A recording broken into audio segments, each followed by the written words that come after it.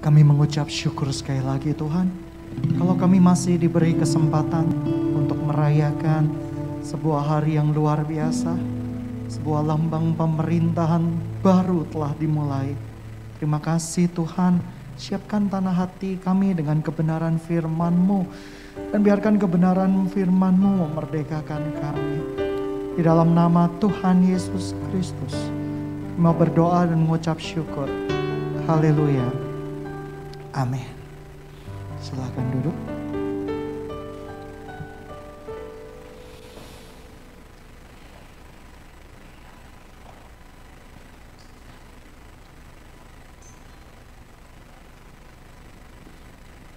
Saya bacakan di dalam Yohanes 1 ayat yang ke-14. Saya bacakan di dalam firman itu telah menjadi manusia dan diam di antara kita. Dan kita telah melihat kemuliaannya, yaitu kemuliaan yang diberikan kepadanya sebagai anak tunggal Bapa, penuh kasih karunia dan kebenaran. Mari kita baca juga di dalam Roma 6 ayat 23. Sebab upah dosa ialah maut, tetapi karunia Allah ialah hidup yang kekal di dalam Kristus Yesus Tuhan kita. Sidang jemaat yang dikasihi Tuhan, kita bersyukur hari ini kita bisa merayakan Natal secara onsite semuanya karena kemurahan dan anugerah Tuhan. Setelah hampir 2 tahun kita terkena pandemi yang begitu banyak membuat iman kita sedang diproses oleh Tuhan. Tetapi saya percaya lewat badai dan pencobaan selalu mendatangkan kebaikan bagi umat yang mengasihinya. Sidang jemaat yang dikasihi Tuhan, beberapa waktu yang lalu saya melihat sebuah fenomena di tempat makan. Ketika di tempat makan, Anda sedang makan sendiri, Anda akan melihat begitu banyak karakter orang di sekitar Anda. Ada satu pembicaraan yang menarik antara 2 orang sahabat. Ya. Satu orang sahabat ini berkata seperti ini. Guyumu lo, pakai pisuan C depannya. Gitu ya. Kok aneh sih kamu? Lalu si sahabat satunya berkata, ono opo bek guyuku iku? Nggak aneh deh, rasanya guyumu itu berbeda. Saya terjemahkan dalam bahasa Indonesia. Kelihatannya tertawamu itu berbeda. Pasti kamu sedang ada apa-apa. Ada apa-apa dengan aku, pemberesan apa? Si sahabat satunya ini kebingungan. Kayaknya apa-apa rek. Wah pikiranmu itu gitu ya, seperti itu. Saya tiba-tiba tersenyum simpel. Lalu saya mendengar beberapa orang yang sharing bahwa ada orang yang mengalami kepahitan sudah bertahun-tahun lamanya. Saya membantu orang itu untuk berdoa untuk melepaskan kepahitan. Yang konyol, ada orang yang kepahitan, ya. Kalau yang pertama, orang kepahitan karena orang itu melukai kita dan orang itu betul-betul jahat sama kita, itu mungkin layak. Tapi konyolnya, ketika ada orang kepahitan kepada orang yang berbuat baik sama dia, dan dia kepahitan karena persepsi dan opini dia. Ini mengerikan sekali. Dan banyak orang yang bangga tinggal di dalam kepahitan. Banyak orang yang bangga tinggal di dalam kepahitan. 2 kisah nyata ini melambangkan orang yang belum dipulihkan Tuhan Yesus memiliki persepsi yang berbeda. Bayangkan, cara senyum aja harus diatur supaya kita betul-betul dikatakan senyum yang tulus. Coba Anda tersenyum yang tulus itu bagaimana sih? Mungkin kalau semua senyum itu diatur sedemikian rupa supaya orang melihat senyum kita tulus, pakai masker senyum indah saja. Kita cetak, kita print, senyum kita akan sama. Dan banyak orang yang punya persepsi dan opini yang negatif terhadap orang lain, bukan karena orang itu bermasalah dengan kita, tetapi gambar diri kita yang rusak dan salah. Ketika berpapasan dengan pendeta, lalu pendetanya dikatain, kok kurang senyum ya hari ini? Aku buat dosa apa ya? Oh pokoknya pendeta itu kalau sama aku pasti gak suka. Bedakan realita dan kenyataan. Sebab kita adalah makhluk-makhluk realita, bukan makhluk-makhluk halu. Pandang kiri kananmu. Wah, pakai kedipkan mata. Kita bukan makhluk-makhluk halu. Artinya apa? Ini penting sekali. Kenapa? Karena persepsi dan opini kita yang tanpa didasari oleh fakta yang jelas akan membuat begitu banyak kerusakan di sekitar kita. Ada persahabatan yang hancur karena opini yang salah, persepsi yang salah, karena gambar diri yang rusak. Ada orang yang tiba-tiba meninggalkan gereja karena persepsi, aku kok tidak disalami sama pendeta lagi pandemi. Aku kok gak disenyumin. Siapa tahu pendetanya lagi sakit gigi. Banyak pikiran. Ada apa sih? Semua harus diatur menurut persepsi kita tentang sebuah penerimaan. Padahal Tuhan lahir ke muka bumi ini supaya kita, anak-anaknya, diterima oleh Tuhan. Dan kita sudah diterima oleh Tuhan. Begitu banyak saya perhatikan, masih banyak anak-anak Tuhan tinggal di dalam perdebatan predestination, not predestination, pemilihan terbatas dan pemilihan tidak terbatas. Kita mundur di dalam sebuah perdebatan yang tidak berujung. Karena masing-masing punya dasar ayat dan persepsi masing-masing. Tetapi yang saya yakini, Kristus mati untuk semua umat manusia, tetapi yang diselamatkan adalah orang yang mau percaya kepada Tuhan Yesus sebagai Tuhan dan Juru Selamat secara pribadi. Tuhan datang ke muka bumi ini untuk menghancurkan persepsi-persepsi manusia atau opini-opini manusia tentang siapakah Tuhan. Opini-opini manusia tentang Tuhan adalah Tuhan yang kejam, Tuhan yang tidak adil, Tuhan yang jahat, Tuhan yang betul-betul semena-mena. Bangsa Israel mengasihi Tuhan mereka, mengasihi Allah mereka, tetapi memiliki persepsi yang buruk tentang Allah mereka. Syukurlah, Kristus lahir untuk membungkam persepsi-persepsi yang buruk itu. Ada sebuah nats dikatakan bukannya ia tidak tahu kelemahan-kelemahan kita, ia tahu kelemahan-kelemahan kita. Tetapi ketika Kristus datang ke muka bumi ini, dia membawa sebuah hubungan yang baru dengan umat manusia. Yang tadinya tidak terjangkau, sekarang terjangkau. Ketika kata-kata kasih diucapkan oleh orang yang tidak mengenal kasih, kata-kata kasih itu akan terasa hambar. Tetapi kalau kata-kata kasih itu diucapkan oleh Kristus, sang sumber kasih, maka kasih itu akan sangat bernilai tinggi. Sidang jemaat yang dikasihi Tuhan, tahun depan adalah sebuah tahun yang merupakan tahun perjanjian. Tahun kemenangan buat kita semua. Kenapa? Karena bagi umat percaya, setiap tahun adalah setiap tahun perjanjian buat umat percaya. Sidang jemaat yang dikasihi Tuhan, kita percaya bahwa ketika kita menerima Yesus di dalam hati kita, seharusnya pikiran kita juga kita mengenalkan pikiran Kristus. Ketika kita tidak mengenalkan pikiran Kristus, maka kita tidak bisa melihat segala sesuatunya dalam sudut pandang Tuhan. Bumi sudah membuktikan.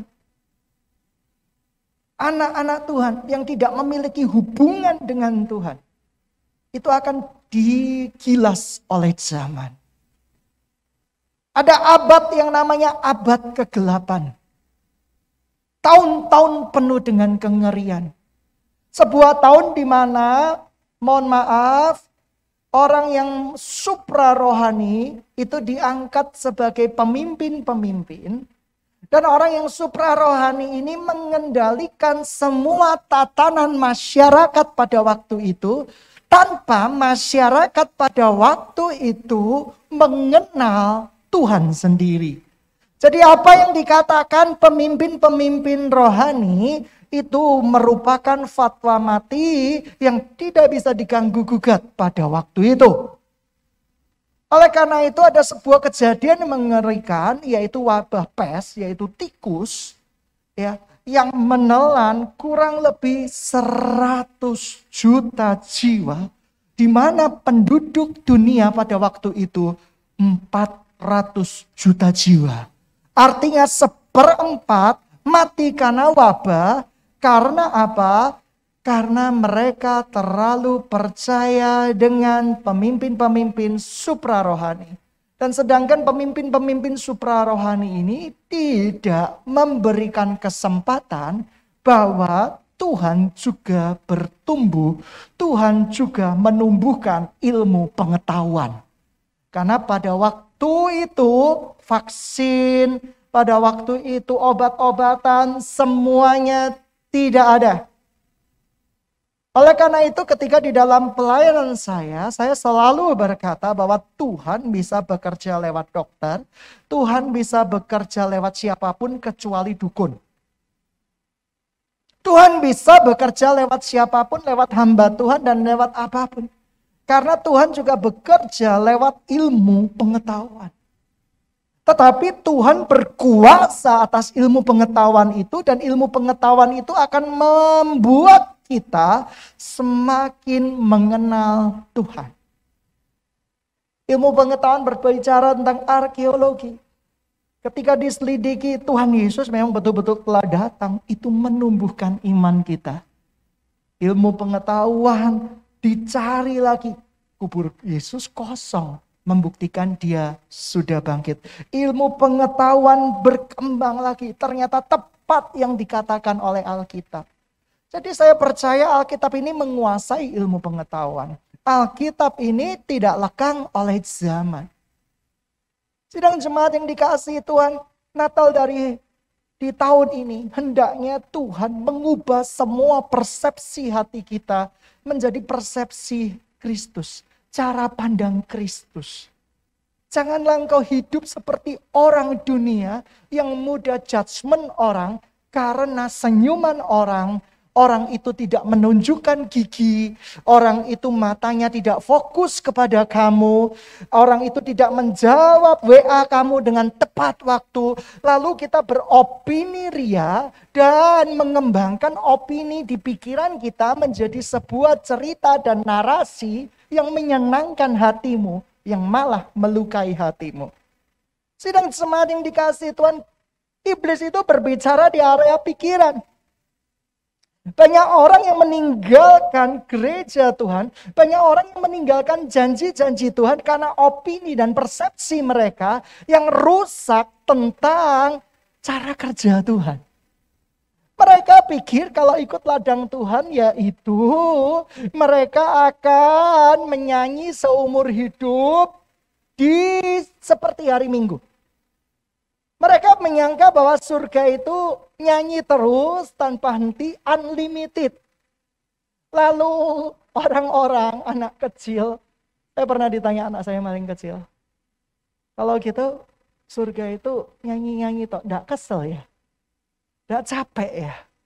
Nah ini guru-guru sekolah minggu eksposisinya mulai diperdalam. Surga itu tidak sekedar memuji Tuhan selalu. Terus sampai keabadian. Memuji Tuhan selalu. Tidak capek, tidak pingsan. Ini sebuah gambaran yang salah. Saya pun dulu diracuni oleh guru-guru sekolah minggu. Saya tanya, Lao-Tzu, dulu namanya Lao-Tzu. Guru, kira-kira surga itu seperti apa? Surga itu kamu berbaju putih, ya kan? Putih bersih. Pasti pakai pemutih. Putih bersih seperti itu. Setelah itu apa yang terjadi? Kamu memuji Tuhan. Loh, pujiannya apa? Haleluya 7 kali 7 kali 7. Ini guru sekolah minggu lulusan mana? Saya juga nggak ngerti. Jadi di surga itu kita cuma haleluya, haleluya, haleluya, haleluya. Puji Tuhan. Dan itu selama keabadian. Dan saya sebagai peserta sekolah minggu, keringat dingin mulai muncul. Artinya, saya mulai tidak nyaman dengan surga. Karena kalau saya disuruh nyanyi, haleluya sampai pada keabadian, maka saya betul-betul tidak jadi abadi. Ya. Nah, persepsi yang salah membuat gambaran yang salah tentang Kristus Tuhan kita. Sidang jemaat yang dikasihi Tuhan, Tuhan mau memprotes gambar diri kita. Gambar diri kita yang tadinya rusak, diubahkan setelah Kristus lahir di dalam hati kita. Gambar diri kita yang rusak tentang Tuhan, pikiran kita yang rusak tentang Tuhan, opini-opini kita yang salah tentang Tuhan, itu dihancurkan seketika ketika engkau mengizinkan Kristus lahir di dalam hatimu. Orang yang pahit hati, gambarannya pahit. Dia susah untuk menerima kasih. Contoh, ada orang kirim bingkisan. Dia akan nyinyir. Jangan-jangan saya diracun. Dengaran, dia kirim bingkisan. Biasanya nggak pernah ada maksud apa. Lihat pikiran orang yang rusak ini akan menimbulkan prasangka, akan menimbulkan kebencian, dan mereka susah untuk menerima kasih. Pikiran-pikiran mereka hanya terbatas kepada pengalaman masa lalu mereka yang dijadikan sebagai sumber SKS. Seperti kuliahan saja. Jadi mereka masih mengumpulkan pengalaman masa lalu mereka untuk dijadikan sebagai sumber kebenaran. Kristus lahir untuk mematahkan persepsi dan opini kita semua yang salah tentang Tuhan dan tentang sesama. Yang kedua, Kristus lahir sebagai sebuah lambang pemerintahan baru. Artinya apa? Pola pikir yang baru, hikmat yang baru tentang Tuhan kita Yesus Kristus. Ini hujan ya? Haleluya. Kita masih bisa merasakan hujan. Jadi di YouTube ini backsound air terjun. Ada backsound air terjun yang menarik sekali. Nah, kita langsung lanjut kepada poin yang ketiga.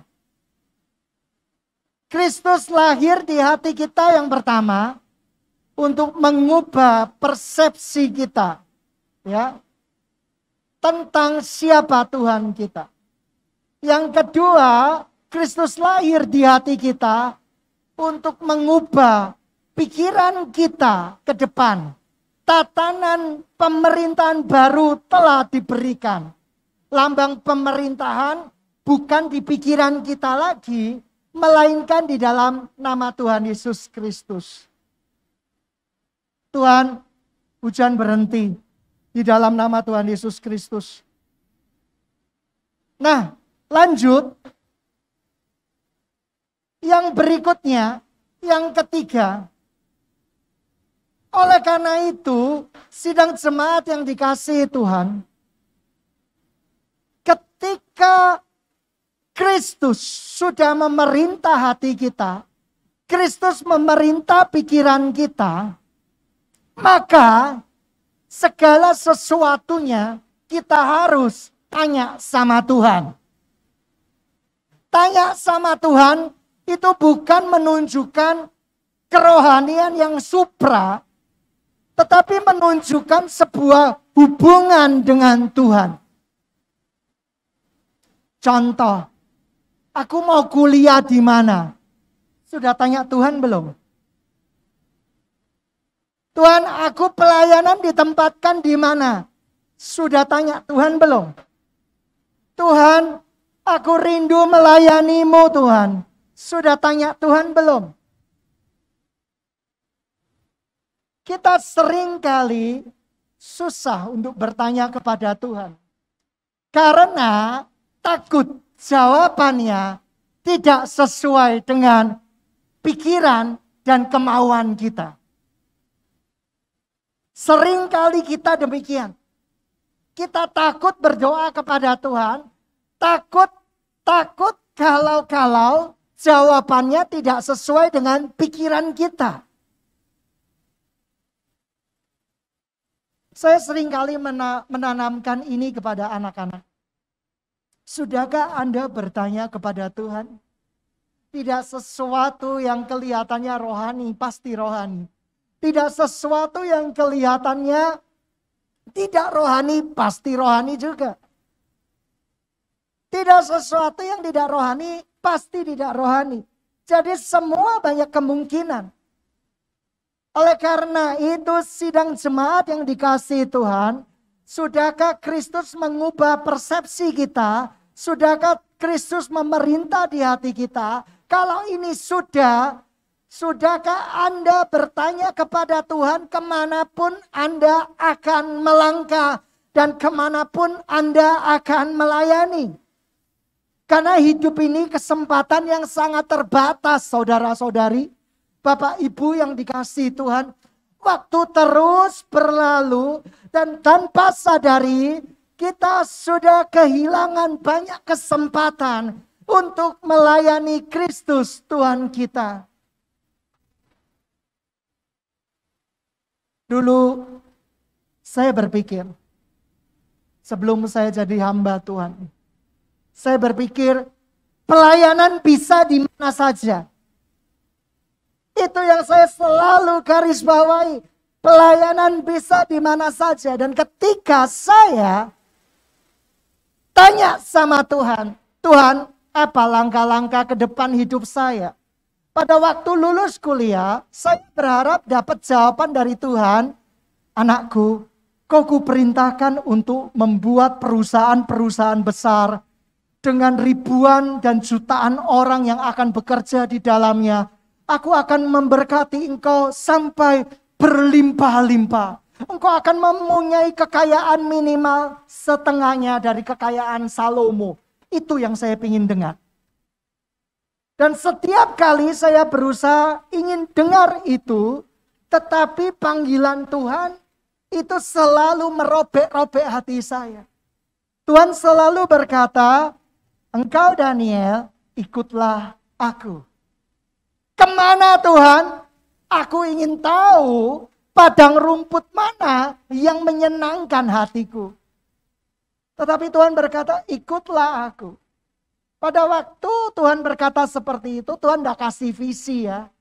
Sering jemaat yang lucu-lucu, jemaat yang tajir melintir akhirnya kepelintir gitu ya. Wow, Tuhan kasih gambaran gedung-gedung megah.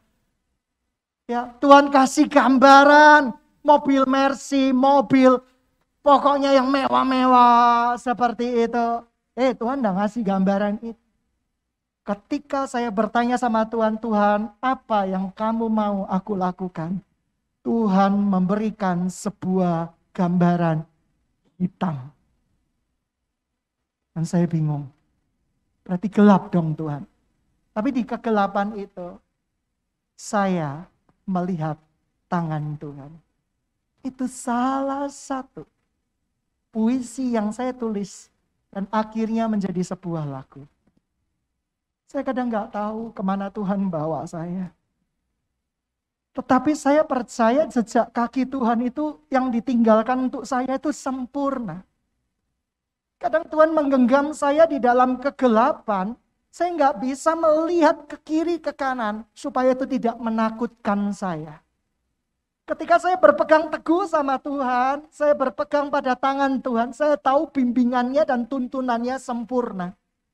Tetapi suara hati itu, Daniel, ikutlah aku, itu terus menggaung terus. Dan saya sampai bilang, Tuhan, hidupku bukannya aku lagi, melainkan Kristus yang hidup di dalam aku. Karena hidup ini cuma sementara. Saya terkejut loh, lihat foto-foto semasa perguruan tinggi, semester awal. Tiba-tiba saya sudah segede ini. Tiba-tiba waktu terus berlalu. Tiba-tiba saya lihat di rambut saya, kok ada uban ya? Padahal itu anti di dalam rambut saya. Rambut saya tanpa semiran, tidak pernah tersentuh semir apapun, apalagi semir sepatu, tidak pernah. Dan ketika saya melihat ada 1, 2, 3 uban, saya berkata, Tuhan, kok cepat berlalu ya waktu ini? Tanpa saya sadari, saya sudah dibimbing Tuhan sejauh ini. Sedang jemaat yang dikasihi Tuhan, maukah engkau menerima Kristus lahir di pikiranmu dan hatimu? Di pikiranmu untuk memerintah pikiranmu, tidak mengikuti opinimu, lahir di hatimu supaya engkau betul-betul mau diperintah oleh Tuhan. Mau dituntun oleh Tuhan. Dan tuntunan Tuhan tidak pernah salah. Saya selalu berkata jalan hidup yang mulus adalah seperti siklus kehidupan. Lahir, dibesarkan, menikah, punya anak, happy ending dengan sebuah peti mati yang maha indah. Lalu dengan kira-kira anak-anak, cucu-cucu, cicit-cicit berselfie ria di hadapan peti mati dan mempromosikan di IG mereka betapa besarnya jasa-jasa kita. Kira-kira itu bukan kematian yang menarik. Sidang jemaat yang dikasihi Tuhan, sudahkah Anda bertanya, orang Majus datang membawa emas, kemenyan, dan mur. Ya. Emas menandakan Kristus lahir sebagai raja. Mur melambangkan sebuah pemerintahan baru. Kemenyan melambangkan dia yang diurapinya, dia adalah memiliki jabatan imam. Sidang jemaat yang dikasihi oleh Tuhan, sudahkah Anda menjadikan Kristus betul-betul sudah lahir di dalam hati kalian? Dan bertanya kepada Tuhan. Seringkali saya bertanya, kalau di dalam perjalanan saya tanya, mau makan apa? Akhirnya tanya mau makan apa selalu tidak jelas, karena akhirnya makannya juga itu-itu saja. Tapi saya sering kali menanamkan, sudah nggak kita tanya Tuhan di dalam semua aspek perjalanan hidup kita. Tuhan, tahun 2022, saya mau kemana Tuhan? Saya mau melayani di bidang apa Tuhan? Tiba-tiba suara Tuhan hari ini berkata, kamu melayani di bidang soundman. Tapi aku gak bisa soundman. Tuhan pasti perlengkapi, ya kan? Karena suara Tuhan tidak tiba-tiba kamu dapat hikmat, tiba-tiba pintar, gitu ya, seperti itu. Terus ada satu jemaat, oh aku ingin mensupport Kak Riki. Dia main gitarnya itu canggih. Aku pingin lebih canggih dari Kak Riki. Sampai tanganku itu keriting, gitu ya, seperti itu ya. Pokoknya aku mau menggantikan, tapi sudah bisa gitar? Belum. Ya belajar. Karena mimpi dari Tuhan akan sejalan dengan proses dari Tuhan. Tidak mungkin Tuhan kasih mimpi, Tuhan gak kasih proses. Itu mimpi di siang bolong. Tapi begitu Tuhan kasih mimpi, Tuhan kasih proses di dalam hidupmu. Dan proses di dalam hidupmu bukannya proses yang menyenangkan dagingmu, itu suka. Ketika engkau berkata tidak kepada daging, itu penuh air mata. Serius, karena daging itu lemah. Satu kali, beberapa tahun yang lalu, ada orang yang mau beri tanah. Memberikan tanah itu kan sesuatu yang wow ya. Terus seneng gitu ya. Siang jadi kenangan, malam jadi impian. Apalagi biaya notarisnya semua dia yang bayar. Waduh. Segala puji, syukur bagimu. Ku tinggikan namamu selalu di hati saya seperti itu. Ini tiba-tiba ketika saya bawa di dalam doa, Tuhan berkata, no. Kenapa Tuhan? Tuhan berkata no. Dan itu 3 kali. Pemberian tanah pertama. Karena kan belum ada kedua, ketiga. Itu saya tolak. Orangnya berkata, kenapa? Tidak. Tuhan bilang seperti itu. Lalu orangnya beberapa waktu kemudian telepon, saya tahu kenapa Tuhan bilang seperti itu. Terima kasih. Tidak semua hal yang kelihatannya baik itu berasal dari Tuhan. Saya tahu tuntunan Tuhan tidak pernah salah. Ketika kita berjalan di dalam tangannya Tuhan, walaupun di dalam kegelapan, Tuhan akan membimbing kita sampai masuk ke dalam tanah perjanjian. Tahun ke depan, kamu akan memasuki tanah perjanjian demi tanah perjanjian. Saya percaya. Tetapi syaratnya satu. Tuntunan Tuhan. Pegang tangan Tuhan. Ketika saya berdoa. Tuhan, apa mau? Percayai aku. Secara total. Tahun depan. Mungkin Anda akan diperhadapkan dengan sebuah kenyataan. Secara mata. Bahwa pandemi mungkin lebih buruk dari apa yang Anda kira. Mungkin pandemi lebih baik dari apa yang Anda takutkan. Anda dihadapkan di dalam pemikiran-pemikiran seperti itu. Tetapi pandemi bertambah dahsyat.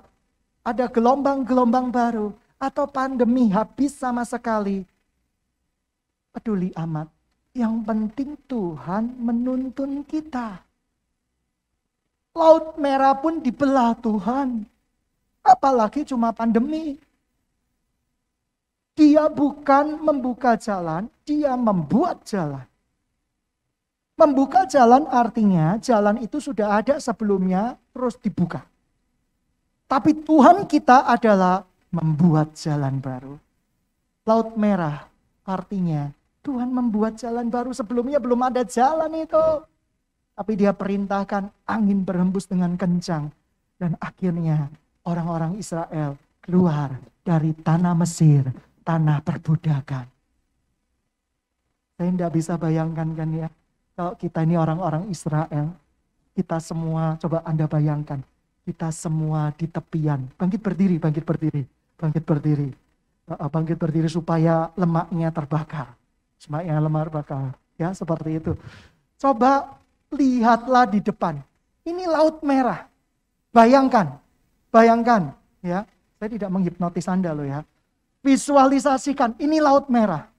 Ini Laut Merah. Ini gelombang. Nah gelombang. Seperti itu. Gelombang. Kira-kira Anda tunjuk Laut Merah yang penuh dengan gelombang itu. Tuhan perintahkan ke depan dan berjalan. Coba bayangkan. Ngeri nggak? Ngeri. Atau ada yang punya imajinasi, asik aku berselancar, asik aku akan renang. Itu orang aneh dari kebanyakan. Ya, siapa yang memikirkan ketika ini penuh dengan gelombang, penuh dengan air, Tuhan suruh menyeberang, Anda takut, angkat tangan. Loh, serius, ini jujur. Yang berkata, aku nggak takut. Ya, aku sudah tahu ceritanya gitu ya. Ini not spoiler, ini pengalaman 3D gitu ya, seperti itu.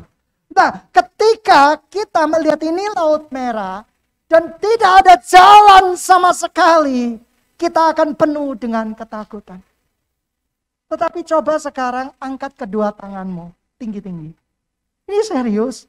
Angkat kedua tangan tinggi-tinggi bagi yang sudah mandi dan tidak mandi, semuanya dikuduskan oleh nama Tuhan Yesus.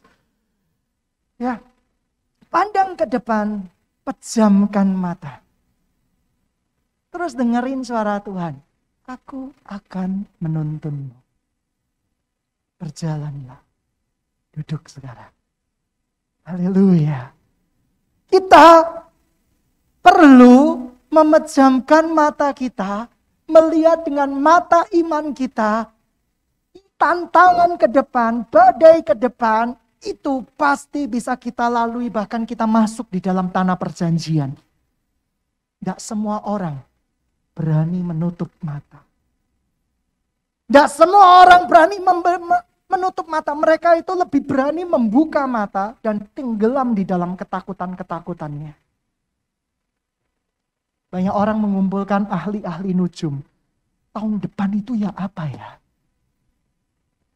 Ada kesusahan besar. Di situ yang sio tikus akan dibantai. Loh, kenapa? Karena pada waktu itu tikus menjadi hama. Gak nyambung gitu ya, seperti itu. Nanti yang sio kuda akan berlari-lari terus. Karena kuda berlari-lari. Aduh, kita gak percaya seperti itu sebagai orang Kristen. Seperti itu. Kita itu mencari peruntungan jodoh di tahun depan. Oh, haleluya gitu ya. Kesempatan terakhir untuk mencari jodoh. Kita bingung setengah mati. Tak ada rotan akar pun jadi. Gitu ya. Tak ada wanita pria pun jadi. Ya, seperti itu. Jadi itu yang di dalam pikiran kita. Tetapi kalau kita melihat dengan mata iman kita, pikiran kita udah diperbarui, Tuhan udah terima Yesus di hati kita. Kita akan dituntun ke negeri perjanjian. Saya percaya pada waktu orang-orang Israel itu melihat laut merah, mereka akan melihat dengan mata tertutup. Karena ketakutan ombak kiri kanan, kamu gak bisa memvisualisasikan. Ini nyata, kejadian nyata. Beberapa waktu yang lalu ada orang kirim chat saya, bukan chat si broadcast. Bangsa ini susah menghargai para pahlawan. Ya kan? Bangsa ini susah menghargai para pahlawan. Ada seseorang yang berteriak-teriak, kapal itu akan tenggelam, kapal itu akan tenggelam. Tapi semuanya malah marah-marah dan mengeluarkan dia. Karena kejadiannya di gedung biskup dan dia sedang lihat Titanic. Seperti itu. Ya kan? Oh gitu ya, kapal itu akan tenggelam. Tapi tidak dijadikan pahlawan, tapi malah diusir keluar dari gedung biskup itu. Ini bercanda, ada jemaat yang serius banget gitu ya. Oke, sidang jemaat yang dikasihi Tuhan.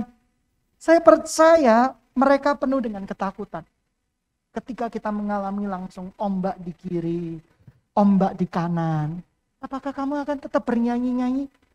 Mengiringmu seumur hidupku. Saya tidak yakin. Ketika Anda diperhadapkan dengan gelombang yang begitu besar di kiri dan di kanan, Anda berjalan, Anda menyentuh air. Kira-kira tremor enggak? Tremor. Dan itu bukan karena Roh Kudus.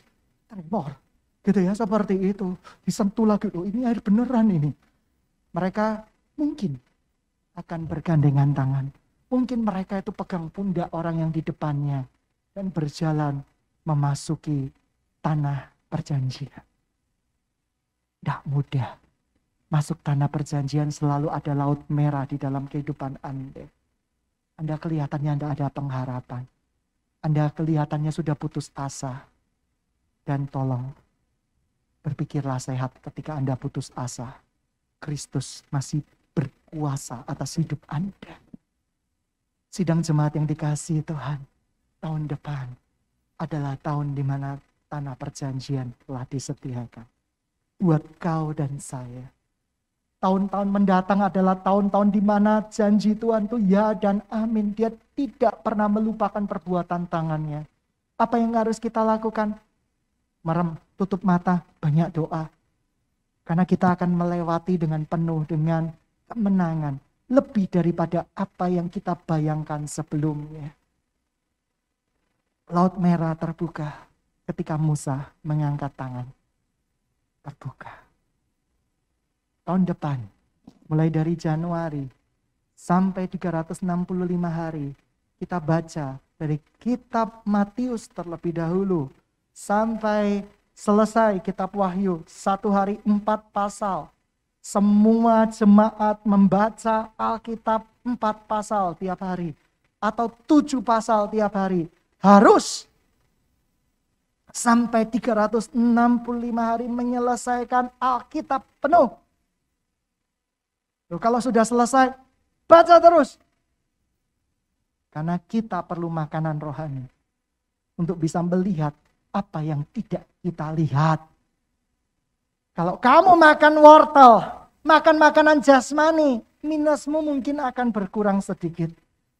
Tetapi minus di hatimu dan pikiran dan imanmu akan bertambah banyak. Mari kita makan makanan rohani. Kamu akan bisa melihat apa yang Tuhan lihat. Siapa yang mau makan makanan rohani, baca Alkitab? Anak sekolah minggu diajari. Baca kitab suci, doa tiap hari, kalau mau tumbuh. Guru sekolah minggu ini mungkin akan dipertanyakan dengan guru-guru yang lain. Makan 4 sehat, ditambah 5 sempurna kalau mau tumbuh. Tapi kalau mau tumbuh secara rohani, doa tiap hari, baca kitab suci. Sehingga mata jasmanimu tidak terus melihat ketakutan di sekeliling kamu. Takut dengan berkat-berkat yang kamu peroleh. Takut tidak akan kamu makan, minum, pakai. Takut orang tuamu tidak dipelihara. Takut anak-anakmu tidak dipelihara. Oleh karena itu, kita membesarkan jiwa kita penuh dengan makanan kedagingan. Kamu makan babi, gak apa-apa. Halal. Apa yang dihalalkan Tuhan tidak boleh diharamkan oleh siapapun. Ya kan? Tapi sebenarnya di perjanjian lama halal sih. Haram. Seperti itu. Maksud konteks daripada haram dan halal pada waktu Rasul Petrus menerima itu adalah konteks bangsa-bangsa. Tetapi diplesetkan itu makanan yang dihalalkan oleh Tuhan. Sebenarnya Tuhan tidak pernah menghalalkan itu.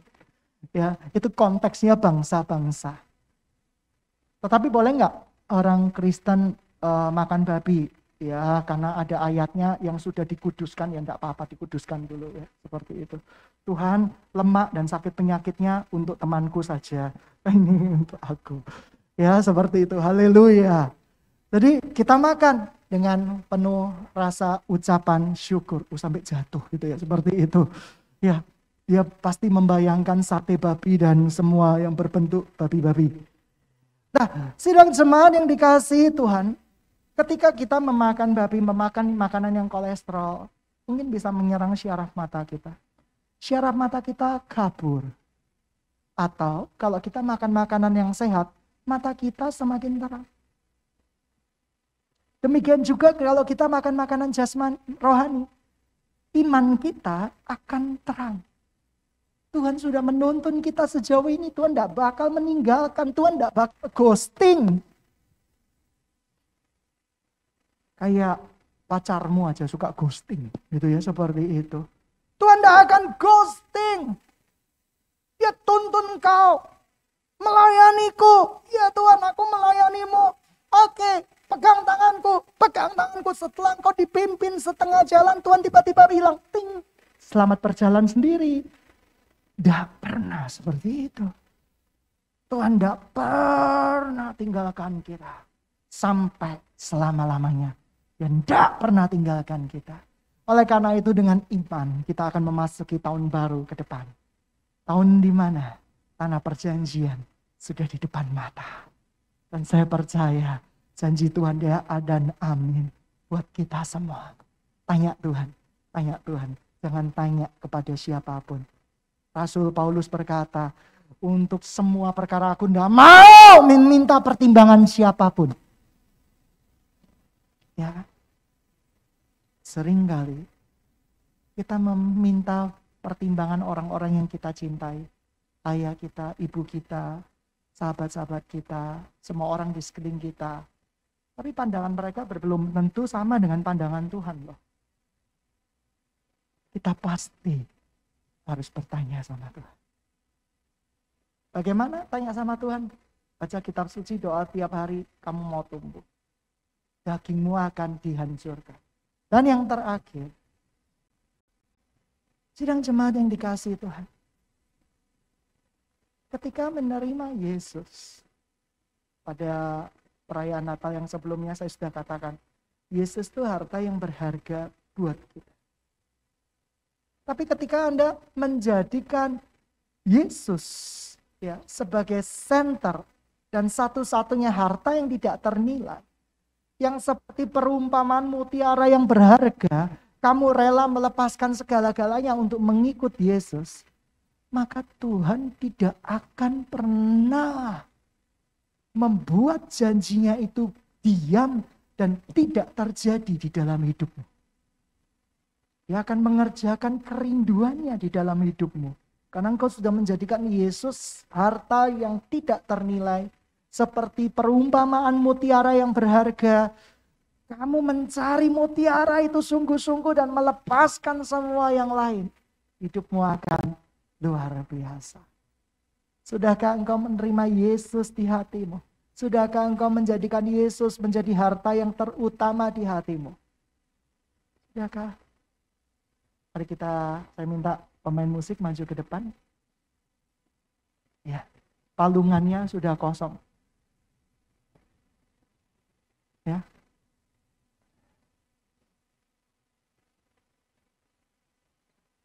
Mari kita bangkit berdiri bersama-sama.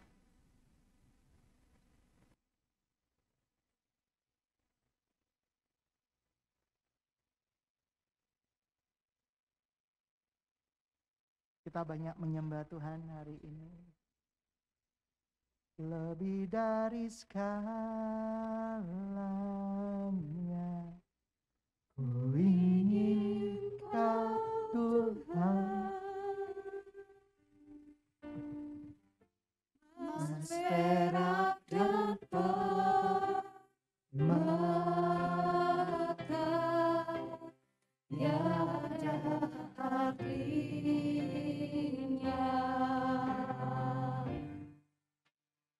Ku ingin lebih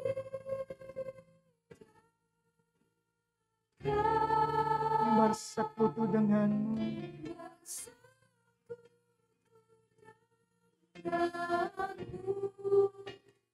Jadikan ku hamba setia kepadamu. Sekali lagi, lebih dari segalanya. Lebih dari segalanya, ku ingin Kau Tuhan.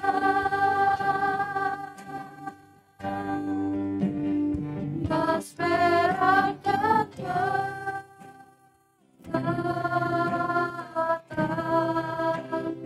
tiada artinya.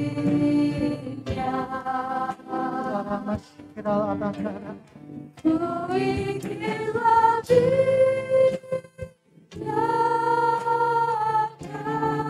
bersekutu denganmu. Bersekutu denganmu. Jadikan hamba setia kepadamu. Sidang jemaat yang dikasihi Tuhan, Yesus itu melebihi emas, perak, dan permata yang berharga sekalipun. Dia adalah segala-galanya. Sebab Dia hidup, ada pengharapan. Ada masa depan penuh kemenangan, bukan di bumi ini loh.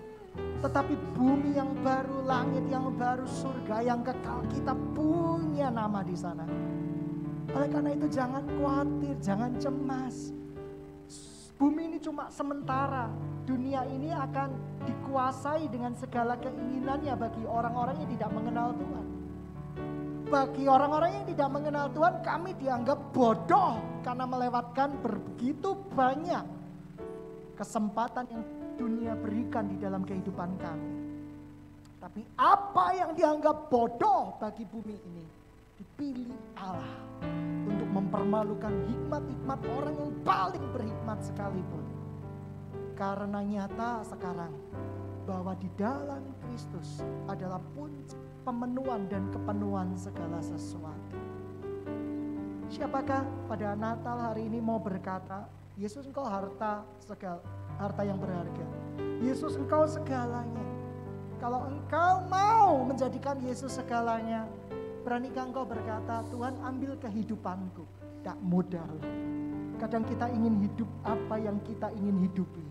Tapi kita tidak ingin hidup di dalam hidup Yesus yang ingin menghidupi di dalam kita. Mari kita ambil saat teduh. Angkat kedua tanganmu.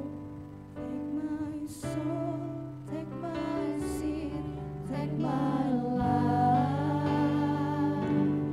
I just need one time to worship you. Take my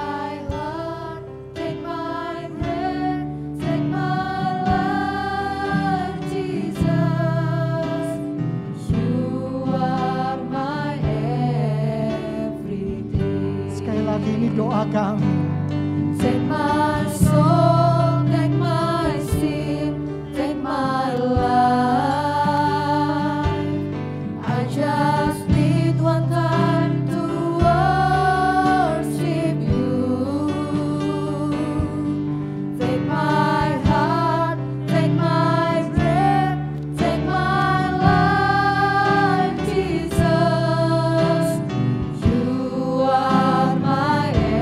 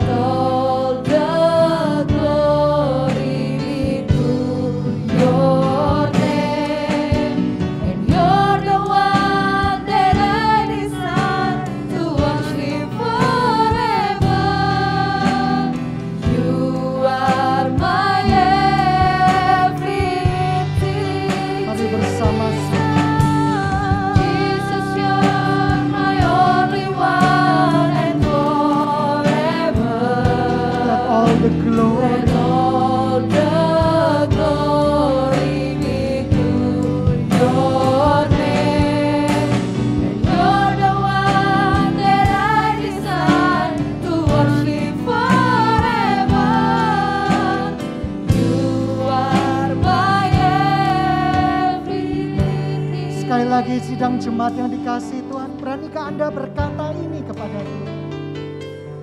Take my soul, take my sin, take my life.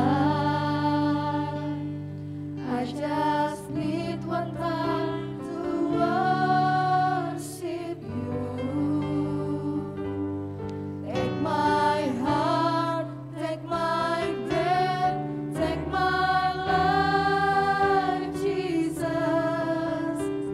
You are my everything. Sekali lagi katakan, take my soul. Take my soul, take my sin, take my life. Thank you, Jesus. I just need one time to worship you. Take my heart, take my breath, take my life, Jesus. You are my everything. Sekali lagi katakan, take my soul. Take my soul, take my sin, take my life. I just need one time to worship you.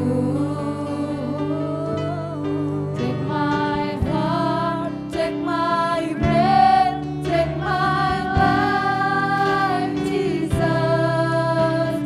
You are my everything.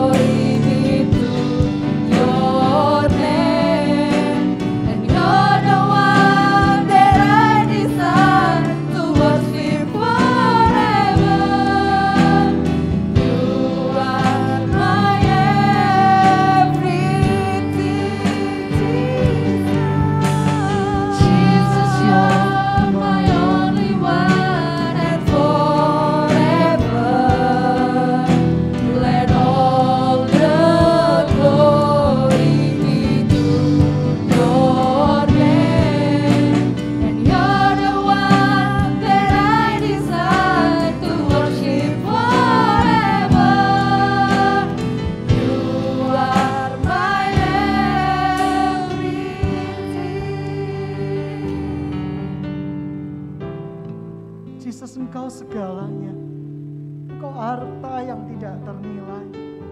Tuhan, kami percaya buat sidang jemaat yang dikasihi Tuhan. Mari kita angkat kedua tangan kita. Saya mau memberikan doa berkat. Sidang jemaat dimanapun kau berada, tahun-tahun kemenangan menanti di depan matamu. Bersama dengan Yesus yang mengendalikan hidupmu. Tanah-tanah perjanjian sudah di depan mata. Ada sebagian yang sudah menyeberangi Laut Merah, ada yang masih di tepian Laut Merah. Tapi engkau akan sampai di tanah perjanjian. Lihatlah dengan mata imanmu, bukan dengan mata jasmanimu.